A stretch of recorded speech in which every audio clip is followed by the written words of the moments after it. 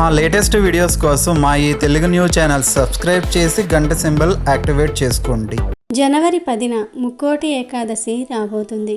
ఇది సామాన్యమైనది కాదు, సంవత్సరంలోని అతిపెద్ద ఏకాదశి. ఈ ఒక్క ఏకాదశిని ఆచరిస్తే సంవత్సరంలో అన్ని ఏకాదశులను ఆచరించిన ఫలితం వస్తుంది.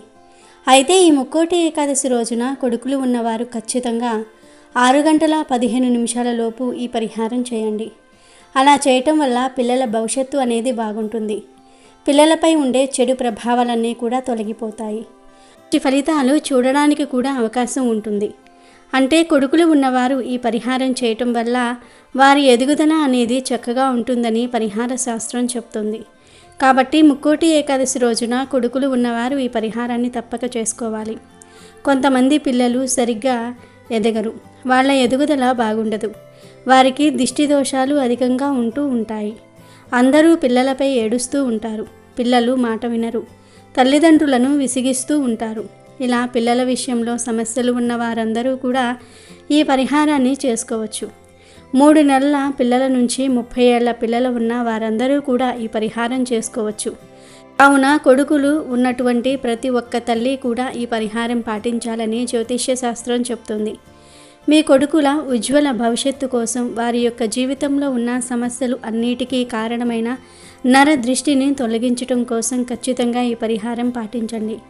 అందులోనూ సాయం సంధ్యా సమయం 6 గంటలు దాటాక 6:15 ఈ పరిహారం చేస్తే కనుక ఎంతో ఉపయుక్తంగా ఉంటుందని పండితులు చెప్తూ ఉన్నారన్నమాట. కాబట్టి ఖచ్చితంగా పాటించండి. మరి ఈ పరిహారం ఎలా చేయాలి అనే విషయాన్ని ఇప్పుడు మనం ఈ వీడియోలో వివరంగా తెలుసుకుందాము. ఫ్రెండ్స్, ఫస్ట్ అయితే ఈ వీడియోకి ఒక లైక్ కొట్టండి, అలాగే మా ఛానల్ని కూడా సబ్స్క్రైబ్ చేసుకుని మాకు సపోర్ట్ చేయండి. మగ సంతానం అంటే మన హిందూ సాంప్రదాయంలో చాలా వరకు ప్రత్యేకత ఉంటుంది. మగ సంతానం అంటే తల్లికి కానీ తండ్రికి కానీ మక్కువ ఎక్కువగా ఉంటుంది. ఎందుకంటే ఆడ సంతానం పెళ్లి చేసుకుని వేరొక ఇంటికి వెళ్ళి వారి వంశాన్ని మోస్తుంది. కానీ మగ సంతానం వీరిని పున్నామ నరకం నుండి తప్పిస్తారని, వీరితో పాటుగానే జీవితాంతం ఉంటారని, వీరు ఉన్నంత వరకు వారి యొక్క తోడు నీడ ఉంటుంది అని మగ సంతానం మీద కాస్త మక్కువ ఎక్కువగానే ఉంటుంది. ప్రతి ఒక్క తల్లికి కూడాను కొడుకులు అంటే మక్కువ ఎక్కువగానే ఉంటుంది. కొడుకులు అంటే చాలా ఇష్టం ఉంటుంది. మరి ఆ కొడుకుల మీద ఉన్నటువంటి దరిద్రం తొలగిపోవాలన్నా, మీ కొడుకులు బాగా వృద్ధిలోనికి రావాలన్నా ముక్కోటి ఏకాదశి రోజు చక్కగా ఈ పరిహారం చేయండి. మీ కొడుకులు చిన్నపిల్లలు అయితే గనుక తరచూ దిష్టి తగులుతూనే ఉంటుంది. కొంచెం ముద్దుగా బొద్దుగా కనిపిస్తే చాలు, మగ సంతానం లేనటువంటి ఆడవారు ఎక్కువగా దిష్టి పెడుతూ ఉంటారు. కొడుకులు పెద్దవారైతే గనుక వారు కొంచెం ఉన్నతవంతంగా ఉండటం, ఆస్తిపాస్తులు సంపాదించుకోవటం లాంటివి చేస్తూ ఉన్నట్లయితే గనుక వారు అలా ఉన్నారు, ఇలా ఉన్నారు అంటూ అందరూ దిష్టి పెడుతూ ఉంటారు. ఈ యొక్క దిష్టి నరదిష్టి చాలా తీవ్రత కలిగి ఉంటుంది. నరదృష్టికి నల్లరాళ్ళు కూడా బద్దలైపోతాయి అనే సామెత మీరు వినే ఉంటారు. ఆ దిష్టిని తొలగించుకోకపోతే కనుక, నరదిష్టిని తొలగించుకునే ప్రయత్నం చేయకపోతే కనుక మీ కొడుకుల భవిష్యత్తు అంధకారమైపోతుంది. అవునా, ప్రతి తల్లి కూడాను నరదృష్టి తొలగించే మార్గము, పరిహారాలు మన పూర్వీకుల కాలం నుంచి వస్తున్న ఆ పరిహారాలు తప్పక పాటించాలి. ఇప్పటికీ మన అమ్మమ్మలు నానమ్మలు దిష్టి తీస్తూ ఉంటారు. ముఖ్యంగా ఈ ముక్కోటి ఏకాదశి రోజు కొడుకులు ఉన్నవారు చక్కగా ఒక రాగి చెంబు తీసుకోండి. అందులో సగానికి పైగా నీటిని తీసుకొని కాస్త కుంకుమను, అంటే చిటికెడు అంత కుంకుమను వేసేయండి. ఇక ఆవాలు కొన్నిటిని, ఒక చెంచా కానీ లేకపోతే 2 చెంచాల ఆవాలు వేయండి. ఇక ఆ తర్వాత 2 లేదా 3 ఎండుమిరపకాయలు వేయండి. తర్వాత ఈ చెంబును ఎడమ చేతిలో పట్టుకొని ఎంతమంది సంతానం ఉంటే వారిని ఇంటి బయట కూర్చోబెట్టండి. ఎంతమంది సంతానం ఉన్నా అంతమందికి ఈ యొక్క దిష్టి పరిహారం పాటించాల్సి ఉంటుంది. ఎడమ చేతితో ఈ యొక్క చెంబును పట్టుకొని 9 సార్లు తల చుట్టూరా సవ్య దిశలో అపసవ్య దిశలో తిప్పండి. ఆ తర్వాత పల్లెటూర్లు అయితే కనుక బజార్లో ఈ నీటిని పారబోసేయండి. ఇక పట్టణాల్లో ఉండేవారికి ఇటువంటి వసతి ఉండదు, కావున ఎక్కడైనా సరే చెట్టు మొదట్లో పోసేయండి. బయటకు వెళ్ళి చెట్టు మొదట్లో పోసేయండి. అలా అని మీ ఇంటి దగ్గర ఉన్న చెట్టు మొదట్లో పొయ్యొద్దు. ఇంటి నుండి బయటకు వచ్చి కొంచెం దూరంలో ఎక్కడైనా సరే చెట్టు మొదట్లో ఈ యొక్క నీటిని పారబోయండి. అలా అని తులసి మొక్క మొదట్లో మాత్రం అస్సలు పొయ్యవద్దు. తులసి మొక్క మొదట్లో పోస్తే కనుక దరిద్రాలు అనుభవించవలసి వస్తుంది కనుక ఏదైనా దూరంగా ఉండే చెట్టు దగ్గర పోసేయండి. ఇలా ముక్కోటి ఏకాదశి రోజు ఈ పరిహారం చేస్తే కనుక ఖచ్చితంగా చెడు మొత్తం కూడా తొలగిపోతుంది. మీ బిడ్డలపై ఉన్నటువంటి నరదృష్టి ప్రభావం తొలగిపోతుంది. మీ కొడుకులు మంచి వృద్ధిలోనికి వస్తారు. మీ మాట వింటారు, మొండిగా ఉండరు. మీ కొడుకులకు ఏమైనా చెడు అలవాట్లు ఉంటే అవి కూడా మానేస్తారు. కనుక ఈ ఏకాదశి రోజు కొడుకులు ఉన్నవారు తప్పకుండా ఈ పరిహారాన్ని చేయండి. దీనితో పాటుగా కొడుకులు ఉన్నవారు ఈ ఏకాదశి రోజు ఇంకొక పని కూడా చేయాలి. అందరూ కొడుకులు మంచి వృద్ధిలోనికి రావాలని కోరుకుంటూ ఉంటారు. సాధారణంగా ఇంట్లో మగపిల్లలు ఉంటే అందరి కళ్ళు వారి మీద పడతాయి. ఎందుకంటే చాలామంది అసూయ పడుతూ ఉంటారు. అందరూ మగ సంతానం ఉండాలని కోరుకుంటూ ఉంటారు. కానీ కొందరికి మగపిల్లలు పుట్టరు. అలాంటి వారు మగపిల్లలను చూసి మాకు కూడా మగపిల్లలు ఉంటే బాగుండేది అని అసూయ పడుతూ ఉంటారు. దానివలన మీ కొడుకులకు చెడు జరిగే అవకాశం ఉంటుంది. ఇలాంటి చెడు పోవాలన్నా, మీ కొడుకులు వృద్ధిలోనికి రావాలన్నా, వారు చదువులో రాణించాలన్నా, ఫ్యూచర్లో సక్సెస్ అవ్వాలన్నా, చేసే ఉద్యోగాలలో ఉన్నత స్థాయికి చేరుకోవాలన్నా తల్లిదండ్రులు ముక్కోటి ఏకాదశి రోజు ఈ చిన్న పని చెయ్యండి. ఇదేమీ పెద్ద పరిహారం కాదు, చిన్న పూజ అంతే. 5 సంవత్సరాల నుండి 50 సంవత్సరాల వయసు గల కొడుకులు ఉన్న వారందరూ కూడా ఆ కొడుకుల శ్రేయస్సు కోసం ఈ పరిహారం చేసుకోవచ్చు. అసలు ఏం చేయాలి అంటే, ఎవరైతే పుత్ర సంతానం ఉందో, ఎవరికైతే పుత్ర సంతానం ఉంటుందో వారు ఈ ముక్కోటి ఏకాదశి రోజు తప్పనిసరిగా ఇంట్లో పూజ చేసుకోవాలి. అంటే విష్ణుమూర్తిని, లక్ష్మీదేవిని పూజించుకోవాలి. సాధారణంగా అందరూ పూజ చేసుకుంటూ ఉంటారు. పండ్లు ప్రసాదాలు నివేదిస్తూ ఉంటారు. కానీ కొడుకులు ఉన్నవారు చేయవలసిన పని ఏమిటి అంటే, ఈ పూజలో పానకం మరియు వడపప్పును నైవేద్యంగా పెట్టాలి. కొడుకులను కూడా పూజలో కూర్చోబెట్టుకోవాలి. పూజ పూర్తయిపోయిన తర్వాత పానకం వడపప్పును తప్పనిసరిగా ఆ ప్రసాదాన్ని మీ కొడుకుల చేత తినిపించాలి. ఇంట్లో మిగతా వాళ్ళు తినకపోయినా పర్వాలేదు, కానీ ఇంట్లోని కొడుకులు మాత్రం తప్పనిసరిగా తినాలి. ఎంతమంది కొడుకులు ఉంటే అంతమంది కూడా పానకం వడపప్పు తినాలి. ఇది చాలా సింపుల్ పని. మీరు పూజ చేసినప్పుడు పానకం వడపప్పు నివేదించి ఆ పానకం వడపప్పు ప్రసాదాన్ని కొడుకుల చేత తినిపించండి, అంతే. ఇలా ముక్కోటి ఏకాదశి రోజు ఈ చిన్న పని చేస్తే వారి జీవితం చాలా బాగుంటుందని శాస్త్రాలు కూడా చెప్తూ ఉన్నాయి. చదువుకునే కొడుకులు ఉంటే వారు చదువులో బాగా రాణిస్తారు. సంపాదించే కొడుకులు ఉంటే వారు సంపాదన మరింత పెరుగుతుంది. కొడుకులు ఉన్నవారు ఈ పరిహారం చేయటం వలన పుత్ర సంతానం మంచి వృద్ధిలోనికి వస్తుంది. సంతానం లేని వారికి సంతానం కలుగుతుంది. వారి భవిష్యత్తు చాలా బాగుంటుంది. చాలా చాలా మంచి జరుగుతుంది. కాబట్టి కొడుకులు ఉన్నవారు గుర్తుపెట్టుకొని ముక్కోటి ఏకాదశి రోజు ఈ చిన్న పరిహారాన్ని చెయ్యండి. మీ కొడుకులకు చాలా మంచి జరుగుతుంది. అభివృద్ధిలోనికి వస్తారు. ముక్కోటి ఏకాదశి రాబోతుంది. ఇది అతిపెద్ద ఏకాదశి. మనకు సంవత్సరంలో మొత్తం 24 ఏకాదశులు వస్తాయి. ఆ ఏకాదశులన్నిటిల్లోకెల్లా ఈ ముక్కోటి ఏకాదశి అతిపెద్దది. అయితే ముక్కోటి ఏకాదశి లోపు లేదా ముక్కోటి ఏకాదశి రోజున మందార ఆకుతో ఒక పరిహారం చేస్తే చాలు, భూములు స్థలాలు కొంటూనే ఉంటారు. ఇళ్ళ స్థలాలను కూడా కొనుక్కోగలుగుతారు. మందార ఆకుతో ఇలా చేసుకోవటం వలన మీరు కోరుకున్నది కొనుక్కోగలుగుతారు. మందార ఆకు అనేది చాలా అద్భుతమైన ఆకు, పరమ పవిత్రమైన ఆకు. మందార ఆకులో లక్ష్మీదేవి, భూదేవి ఉంటారు. అందుకే మందార ఆకుతో పరిహారం చేసుకుంటే వారి అనుగ్రహం కలిగి భూములు కొనుక్కునే యోగాలను పొందుతారు. కాబట్టి ముక్కోటి ఏకాదశి రోజు లేదా ముక్కోటి ఏకాదశి లోపు మందార ఆకుతో ఈ పరిహారం చేసుకోండి. భూములు స్థలాలు ఇల్లు కొనుక్కునే యోగాలను పొందండి. మరి ఇంతకీ ముక్కోటి ఏకాదశి రోజు మందార ఆకుతో ఏం చేయాలి అనే విషయాన్ని ఇప్పుడు మనం ఈ వీడియోలో వివరంగా తెలుసుకుందాము.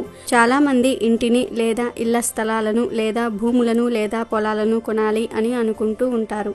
కానీ ఎంత ప్రయత్నించినా కొనలేరు. కొంతమంది దగ్గర చేతిలో డబ్బులు ఉన్నా ఇల్లు భూములు కొనలేరు. ఏదో ఒక ఆటంకం వచ్చి కొనకుండా ఆగిపోతారు.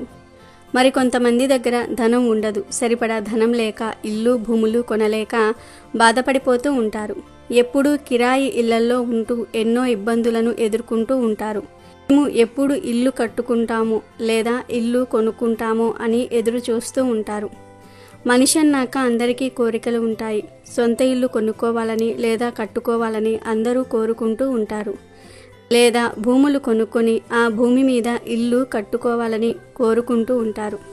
కానీ భూములు కొనుక్కోలేక, ఇల్లు కొనుక్కోలేక ఎంతో బాధపడుతూ ఉంటారు. అలాగే కొంతమంది రైతులు పొలాలు కొనాలని అనుకుంటూ ఉంటారు. కానీ ఎంత కష్టపడినా పొలాలు కొనలేరు. ఆ భూములు, జాగాలు, ఇళ్ల స్థలాలు, పొలాలు కొనాలని కోరుకునే వారందరూ కూడా ఈ ఏకాదశి రోజు మందార ఆకుతో ఈ పరిహారం చేసి చూడండి. ఖచ్చితమైన ఫలితాలు వస్తాయి. అంతేకాదు, ఇల్లు, భూములు అమ్ముడు పోవటం లేదని బాధపడేవారు కూడా ఈ పరిహారం చేసుకోండి. ఖచ్చితంగా భూములు కానీ, ఇల్లు కానీ అమ్ముడుపోతాయి. అది కూడా మంచి రేటుకే అమ్ముడుపోతాయి. మందార ఆకు గురించి, చెట్టు గురించి మనం ప్రత్యేకించి చెప్పుకోవలసిన అవసరమే లేదు. మందార చెట్టు అనేది దేవతా వృక్షంగా పరిగణించబడుతుంది. మందార చెట్టు ఏ ఇంట్లో ఉంటుందో అక్కడ దేవతలు ప్రవేశిస్తూ ఉంటారని పురాణాలు చెప్తూ ఉన్నాయి. శాస్త్రాల ప్రకారం మందార చెట్టు ఎక్కడైతే ఉంటుందో అక్కడ దేవతలు నివసిస్తూ ఉంటారు. అందుకే మన ఇంట్లో మనం మందార చెట్టును పెంచుకుంటూ ఉంటాము. మందార చెట్టు అనేది చాలా పవిత్రమైనది. ఉదయం లేవగానే మందార చెట్టును చూస్తే చాలా మంచిదని కొన్ని శాస్త్రాలు చెప్తూ ఉన్నాయి. మందార ఆకు చాలా పవిత్రమైనది. ప్రకృతి అనుగ్రహం సంపూర్ణంగా దానికి లభిస్తుంది. మనం చిన్న మందార కొమ్మను తెచ్చి పాతితే అదే మందార చెట్టుగా చక్కగా ఎదిగిపోతుంది. ఇంకా అందరూ ఈ మందార ఆకు పరిహారం చేసుకోండి. ఈ మందార ఆకు పరిహారం అనేది ఖచ్చితంగా మంచి ఫలితాలను తెచ్చిపెడుతుంది. మందార ఆకు ప్రకృతిలోనిది.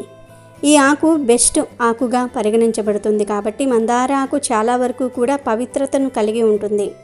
మన జీవితంలో ఉండే సగానికి సగం దరిద్రాలు తీసుకోవాలనుకున్నా మనకు అన్ని విధాలుగా కూడా బాగా కలిసి వచ్చి మన జీవితం మారిపోవాలన్నా సరే ఈ ఆకు పరిహారం తప్పక ఏకాదశి రోజు ఆచరించాలి.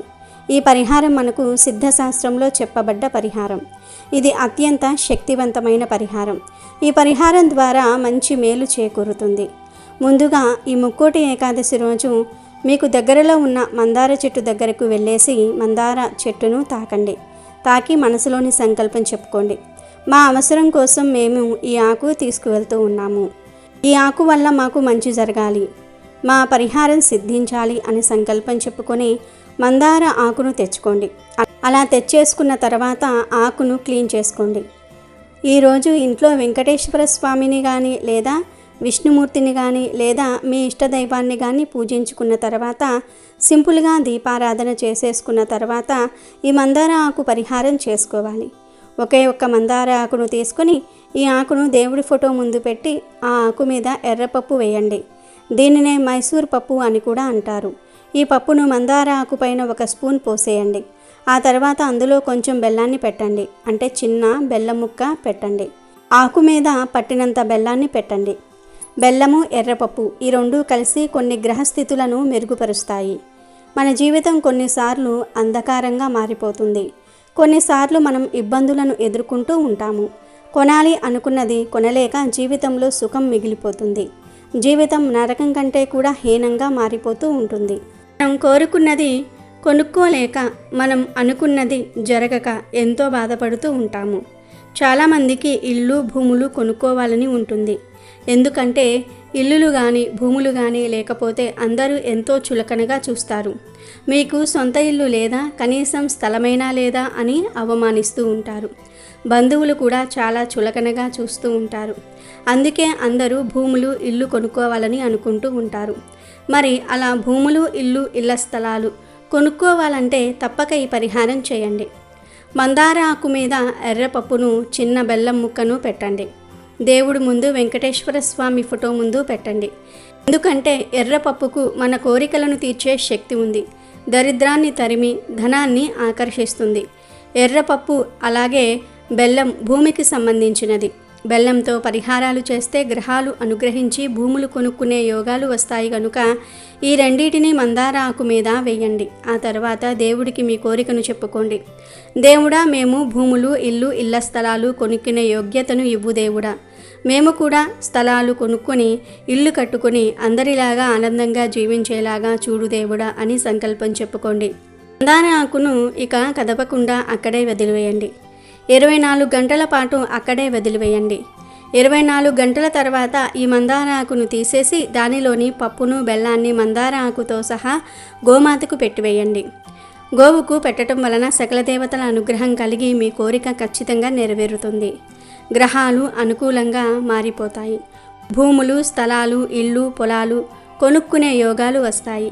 ఒకవేళ మీకు దగ్గరలో గోమాత లేకపోతే పప్పును బెల్లాన్ని పక్షులకు లేదా కాకులకు వేసేయండి.